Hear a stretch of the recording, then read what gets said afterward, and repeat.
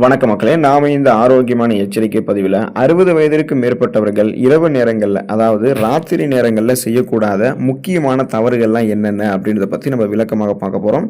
அந்த தவறுகள்லேருந்து விடுபடுவதற்கான வழிமுறைகள், ஆரோக்கியமாக நம்ம உடலை வைத்துக் கொள்வதற்கான வழிமுறைகளை பற்றிலாம் நம்ம தெளிவாக தெரிஞ்சுக்க போகிறோம்.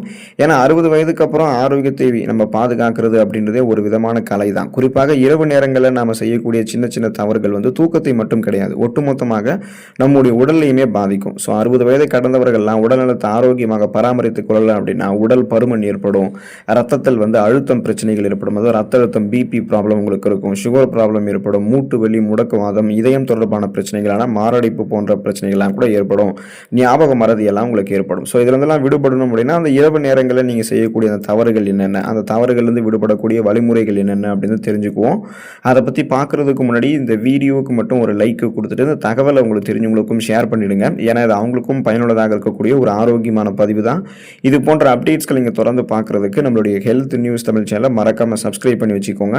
பக்கத்தில் இருக்கக்கூடிய பெல் பட்டனையும் கிளிக் பண்ணி ஆல் அப்படின்ற ஆப்ஷனையும் செட் பண்ணி வச்சுக்கிட்டீங்க அப்படின்னா நாங்கள் போடக்கூடிய எல்லா அப்டேட்ஸும் உங்களுக்கு நோட்டிஃபிகேஷன் அடிக்கடி சேரும். சரிவாங்க மக்களே, இப்போ வீடியோக்குள்ளே போயிடலாம். ஸோ முதல் தவறு என்னன்னு பார்த்தீங்கன்னா, 60 வயதிற்கு மேற்பட்டவர்கள் இரவு நேரங்களில் தாமதமான இரவு உணவு உட்கொள்ளக்கூடாதுங்க. என்னன்னு பார்த்தீங்கன்னா, இப்போது வெளியே நம்ம நிறைய இடத்துக்கு போயிட்டு வருவோம். இரவு நேரங்களில் லேட்டாக வந்துட்டோம் அப்படின்னா நம்ம இரவு நேரங்களில் தான் உட்காந்து இந்த பரோட்டா, சிக்கன் ரைஸ் இந்த மாதிரி நிறைய சாப்பிட ஆரம்பிப்போம். அதுவும் 60 வயதுகளில் இந்த மாதிரி நம்ம உணவுகளை இரவு நேரங்கள் எடுத்துக்கிறது நம்மளுடைய உடலுக்கு எப்போதுமே தீமைகளை ஏற்படுத்துன்றதை நீங்கள் தெரிஞ்சுக்கோங்க. இரவு உணவை உறங்குவதற்கு குறைந்தது 2லிருந்து 3 மணி நேரத்துக்கு முன்னாடியே நம்ம சாப்பிட்றணும். ஒரு 7 மணிக்கு முன்னாடி அல்லது 7 to 8 மணி அந்த டைம்லலாம் நம்ம உணவுகளை சாப்பிட்டணும். 10 மணிக்குள்ளே தூங்க ஆரம்பிச்சிடணும். நம்ம இப்போ தாமதமாக ஒருவேளை நம்ம உணவு சாப்பிட்றோம் அப்படின்னா நிறைய செரிமானம் தொடர்பான கோளாறுகள் ஏற்படும். அசிடிட்டி என்று சொல்லக்கூடிய நெஞ்செரிச்சல் கடுமையாக 60 வயதுக்கு அப்புறம் நமக்கு ஏற்படும். தூக்கமின்மை உண்டாகும். வயிறு புடைக்க நம்ம இரவு நேரங்களில் சாப்பிட்டோம் அப்படின்னா அதன் மூலமாக தூக்கமின்மை பிரச்சனை தான் இருக்கும். ஏன்னா 60 வயதுக்கு அப்புறம் நம்ம தூங்க வேண்டியது ரொம்ப ரொம்ப அவசியம்.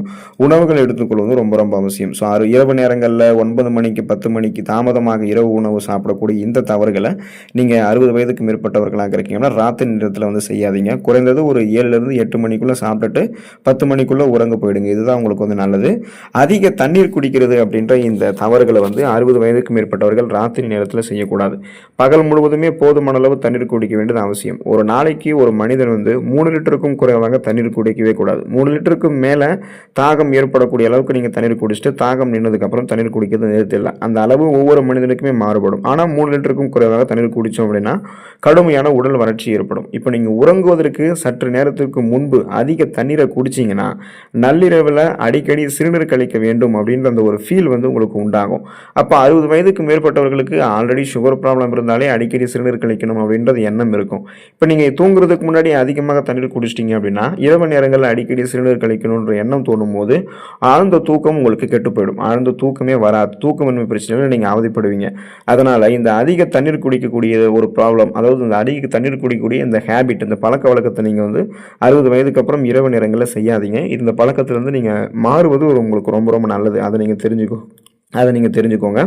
மூணாவது ப்ராப்ளம் என்ன அப்படின்னா, அந்த காஃபி டீ நீங்கள் குடிக்கிறது. 60 வயதுக்கு மேற்பட்டவர்கள் இரவு நேரங்களில் காஃபி டீ குடிக்கவே கூடாது. மாலையில் 6 மணிக்கு மேலே காஃபி டீ குடிக்கிறத நீங்கள் தவிர்க்கணும். ஸோ ஏன் அப்படின்னா இந்த காஃபி டீ, குறிப்பாக காஃபிலெலாம் பார்த்தீங்கன்னா கெஃபைன் அளவுக்கு அதிகமாக இருக்கும். இந்த கெஃபைன் உங்களுடைய மூளை எப்போதுமே விழிப்போடு இருக்க செய்கிறதுக்கு ஹெல்ப் பண்ணும். ஏன்னா காஃபி டீ எல்லாமே நம்ம சுறுசுறுப்பாக வைக்கிறதுக்கு எடுத்துக்கொள்ளக்கூடிய ஒரு எனர்ஜி ட்ரிங்க்ஸ். அதை போய் நீங்கள் 6 மணிக்கு மேலே குடிக்கும்பொழுது தூக்கமே உங்களுக்கு வராது. ஏன்னா 60 வயதுக்கு மேற்பட்டவர்களுக்கு தரமான ஒரு தூக்கம் இருக்கணும். 6 மணிலிருந்து 8 மணி நேரம் அவங்களுக்கு உறக்கம் இருக்கணும். அல்லது பார்த்தீங்கன்னா ஒரு 8 மணி நேரம் அவங்க கன்ஃபார்ம் இரவு நேரங்களில் உறங்கணும். தூக்கமின்மை பிரச்சனையெல்லாம் அவங்க அவதிப்படவே கூடாது. ஸோ இப்போ நம்ம டீ காஃபி எல்லாம் 6 மணிக்கு மேலே குடிச்சோன்னா மூளையை விழிப்போட வைக்க செய்யும். இதனால் தூக்கம் வராது. ஏற்கனவே 60 வயதுக்கு மேற்பட்டவர்கள் தூக்கமின்மை பிரச்சனையில தான் அவதிப்படுவாங்க. ஸோ காஃபி டீ எல்லாம் குடிக்கக்கூடிய அந்த ஒரு பழக்கம் இருக்குன்னா அதை நீங்கள் கைவிட்டுருங்க. ராத்திரியில் அந்த தவறுகளை நீங்கள் செய்யக்கூடாது. மொபைல் மற்றும் டிவி பயன்பாடு அது உங்களுக்கு இருக்கவே கூடாது. 60 வயதுக்கு மேற்பட்டவர்கள் இரவு நேரங்களில் அதிக நேரம் மொபைல் ஃபோனையோ டிவியோ யூஸ் பண்ணக்கூடாது. உறங்குவதற்கு 1 மணி நேரத்துக்கு முன்னாடியே மொபைல், லேப்டாப்பு மற்றும் டிவி இதெல்லாம் நீங்கள் அணைத்திடணும். இந்த ஸ்க்ரீன் டைம் எல்லாம் நீங்கள் முன்னாடியே குறைச்சிடணும். ஸோ இதுலேருந்து வெளிவரக்கூடிய அந்த ப்ளூ லைட் நீல ஒளி இருக்குங்க இல்லையா, அது வந்து மெலட்டோனின் அப்படின்னு சொல்லக்கூடிய தூக்க ஹார்மோன் சுரக்கிறத தடுத்து தூக்கத்தை உங்களுக்கு சிதைக்கும். இந்த மெலட்டோனின் அப்படின்னு சொல்லக்கூடிய ஹார்மோன் இயற்கையாக சுரக்கப்படும் பொழுது தான் அனைவருக்குமே தூக்கம் அப்படின்றது இயல்பாக வரும். தூக்கமின்மை பிரச்சனை நம்ம வந்து விடுபட முடியும். ஸோ இப்போ நாம் இந்த மெலட்டோனின் அப்படின்ற அந்த ஹார்மோன் சுரக்கிறதையே தடுக்கிறதால நமக்கு என்ன ஆகும்னா தூக்கமின்மை பிரச்சனை வரும். அதனால் நீங்கள் இந்த ஸ்க்ரீன் டைமை வந்து இந்த பெட் டைமில் வந்து நீங்கள் குறைச்சிக்கணும். ஸோ தூங்க போகிறதுக்கு முன்னாடியே மொபைல், டிவி, இந்த லேப்டாப் இதெல்லாம் நீங்கள் யூஸ் பண்ணுறது வந்து நிறுத்துறீங்க. அந்த ஸ்க்ரீன் டைமை வந்து குறைச்சிட்டிங்க அப்படின்னா தான் அந்த 60 வயதுலையுமே நம்ம நலமாக இருக்க முடியும்.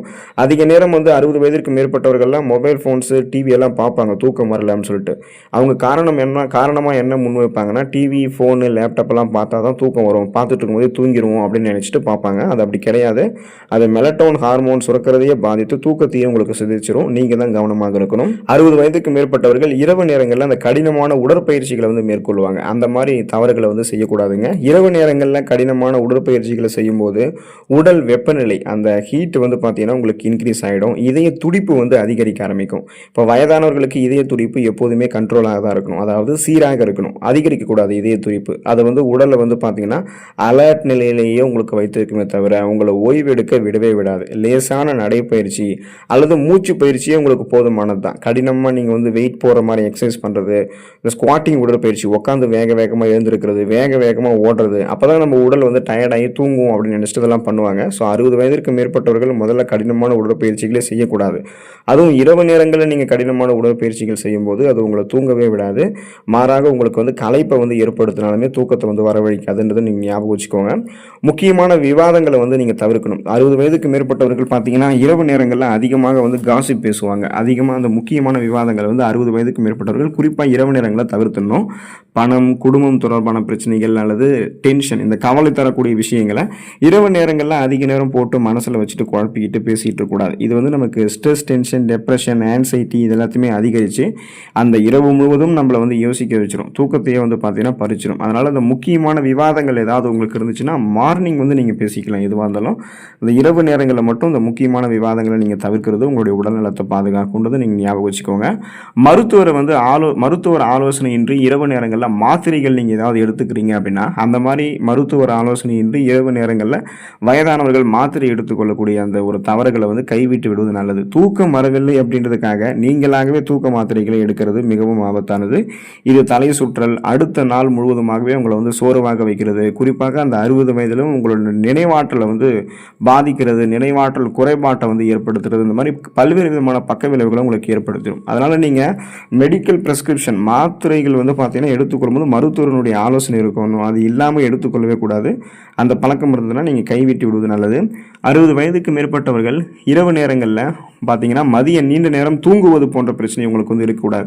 மதிய நீண்ட நேரம் நீங்கள் தூங்கிட்டீங்கன்னா இரவு நேரம் உங்களுக்கு தூக்கம் வராது. ஸோ மதிய வேலையில் 20லிருந்து 30 நிமிடங்கள் குட்டி தூக்கம் போடுவது நல்லது. ஆனால் 1 மணி நேரத்துக்கு மேலே நீங்கள் தூங்கிட்டீங்க அப்படின்னா இரவு நேரங்களில் தூக்கம் வராமல் புரண்டு படுக்க வேண்டிய அவசியம் இருக்கும்.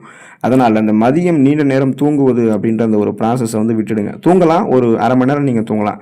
அந்த அரை மணி நேரத்துக்கு மேலே 1 மணி நேரம் 2 மணி நேரம் உடம்பு டயர்டாக இருக்குன்னு நீங்கள் படுத்துட்டீங்க அப்படின்னா இரவு நேரங்களில் தூக்கம் வராது. அதை முதல்ல ஞாபகம் வச்சுக்கோங்க. அதனால் அந்த இரவு நேரங்களில் தூங்கணும் அப்படின்னா மதிய நேரங்கள் நீண்ட நேரம் தூங்குறதுன்றதை வந்து கைவிட்டு விடுங்க. பாதுகாப்பற்ற சூழலில் வந்து இருக்காதீங்க. நீங்கள் வந்து முதுமையில் வந்து இரவு நேரங்களில் எழுந்து நடக்கும்போது தடுமாற்றம் ஏற்படும். ஏன்னா 50-60 வயது நம்ம தொடும்போது இம்பேலன்ஸ் அப்படின்றது நமக்கு நடக்க தான் செய்யும். எனவே படுக்கை அறையில் போதிய அளவுக்கு வெளிச்சம் இருக்கணும், நைட் லேம்ப் இருக்கணும். அந்த நைட் லேம்ப் இல்லாமலோ அல்லது தரையில் வழுக்கும்படியோ நீங்கள் வச்சிருக்கிறதெல்லாம் பெரும் தவறு. ஸோ இது வந்து கீழே விழுந்து எலும்பு முறிவு ஏற்படுவதற்கு காரணமாக இருக்கும். இம்பேலன்ஸ் நமக்கு ஏற்படும். அதனால் பாதுகாப்பற்ற சூழலில் இரவு நேரங்களில் நம்ம வந்து உறங்க போகக்கூடாது. அது நம்ம கவனமாக இருக்கணும். வயதானவங்க வந்து அதிக காரசாரமாக இருக்கக்கூடிய உணவுகளை வந்து இரவு நேரங்களில் வயதானவர்கள் வந்து எடுத்துக்கொள்ளக்கூடாதுன்றதை ஞாபகம் வச்சுக்கோங்க. இரவில் அதிக காரம் அல்லது மசாலா சேர்த்த உணவுகளை வந்து உண்பது உங்களுக்கு தூங்கும்போது அந்த அசிடிட்டி மற்றும் வயிற்று உபாதைகளை உண்டாக்கும். இது இரவு முழுவதும் அசௌகரியத்தை உங்களுக்கு ஏற்படுத்தும். அதனால் நீங்கள் கவனமாக இருக்கணும். இரவு நேரத்தை அமைதியாகவும் தியானம் அல்லது மெல்லிசை கேட்டல் போன்ற மனதிற்கு இதமான செயல்களை வந்து நீங்கள் செய்யும்போது அது உங்களுடைய ஆயுளை கூட்டும், உங்களுடைய இரவு நேரங்களில் அந்த தூங்கக்கூடிய அந்த செயல்பாடுகளை ஆரோக்கியமாக வைக்கும்போது தான் மறுநாள் வந்து நீங்கள் காலையில் மீண்டும் வந்து சுறுசுறுப்பாக இயங்க முடியும். ஸோ 60 வயதிற்கு மேற்பட்டவர்கள் இந்த தவறுகளை வந்து இரவு நேரங்களில் செய்யவே செய்யாதீங்க. அப்போ தான் நீங்கள் நலமோடு இருக்க முடியும். உடல்நலத்தை பாதுகாத்துக் கொள்ளுங்கள். அடுத்த ஆரோக்கியமான பதிவில் மறக்காமல் சந்திப்போம். நன்றி மக்களே.